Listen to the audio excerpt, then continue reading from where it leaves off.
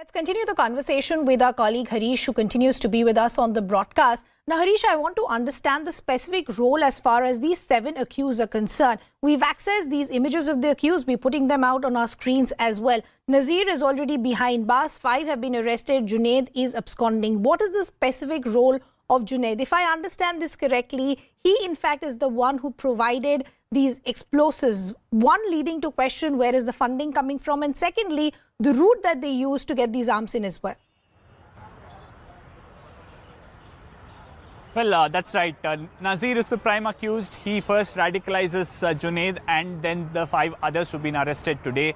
Junaid jumps bail, goes abroad, and he perhaps has established more connection there, which allows him to fund the whole conspiracy here. What police are telling us is that there have been multiple transactions in the range of 1 to 2 lakh rupees using digital wallets. Junaid has managed to send funds to these 5 accused who are in Bengaluru, and also helps them procure these country-made pistols and other weapons. Some of it might have come from outside state, from Gujarat coast. That's something that's currently being probed. But the police saying that they are still yet to get a clear clarity on where exactly these weapons were procured from. But they do understand that they suspect there is at least 3 consignment of weapons. 2 might have already been seized. They're probing if there was a third one, and if it's hidden anywhere, that ammunition too will be seized.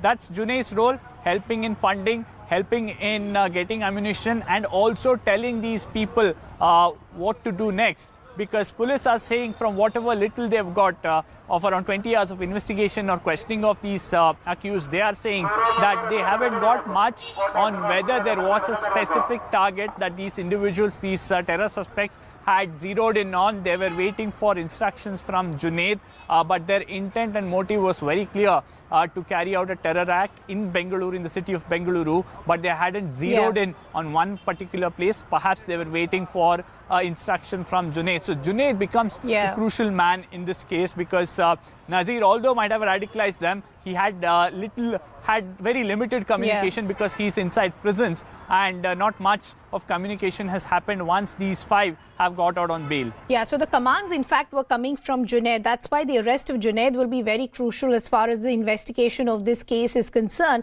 Harish, another aspect that I want to understand is, while the good news is that this major terror attack is averted as of now, we still don't know what their original target was. But once again brings us to the question that we've discussed in the past as well. Why does Karnataka continue to become a hotbed as far as activities like these are concerned? Mangalore, Shivamogga and many others. This, of course, resulting into a political war of words as well.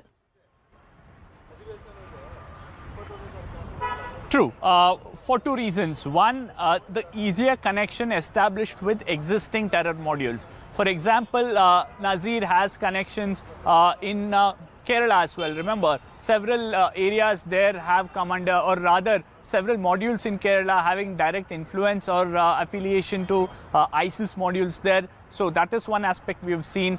Even in the Shivamogga trial blast case as well, we had seen that. Or the other module of emerging from Coimbatore in Tamil Nadu, we had seen one person being arrested in Bengaluru. He had links with them. So it becomes easier for people to, in a way, get in touch and also go underground. Many of these people are residents. That's the biggest worry. Remember, even in this case, all these 5 people who've been arrested are not outsiders. They are residents of Bengaluru.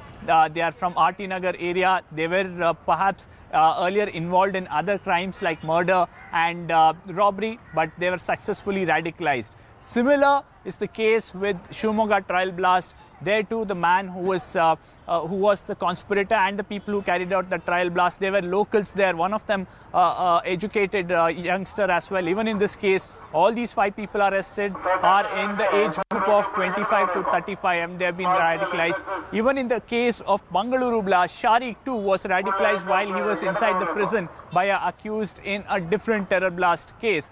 That should be the biggest worry for the security agencies, that youngsters from the state are getting radicalized, getting into terror activity, which becomes very difficult for the police to crack, because not much of communication might happen from, say, Karnataka to other country, because that sort of a communication usually comes under the radar. But if five people from the same area get together at somebody's house, start hatching a conspiracy, then it becomes very difficult for security establishment to really track that. I agree with the point that you're making, Harish, and that is why the best case scenario for investigating authorities are either the arrest that they make or the evidence that they have in terms of recoveries. The recoveries that have been made in this case are multiple mobile phones, grenade, pistols and others as well. Specifically, as far as these mobile phones are concerned, mapping of these would be very, very crucial to try and understand what the larger nexus was. Because if you speak to any expert, they will also say it's impossible to believe that there were just 7 people accused. So has that mapping process now begun? Yes, all the communication devices have been sent to the FSL. Two crucial aspects that the police are looking for. One, as you rightly mentioned, who are they in touch with? The cell phone tower data dump will be taken. Apart from that, remember, in the Shimoga trial blast case, you had these accused there accessing enough information on how to, in fact, go about making an IED, procuring some of those substances from online.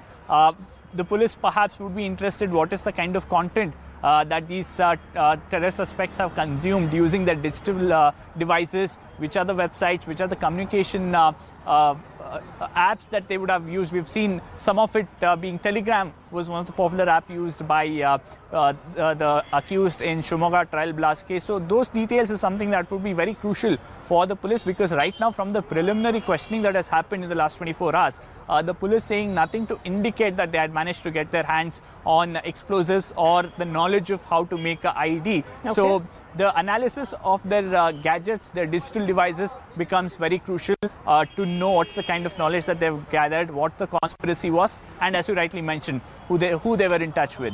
Yeah, so Harish, still multiple questions that are unanswered. Keep a close eye on all those developments for us.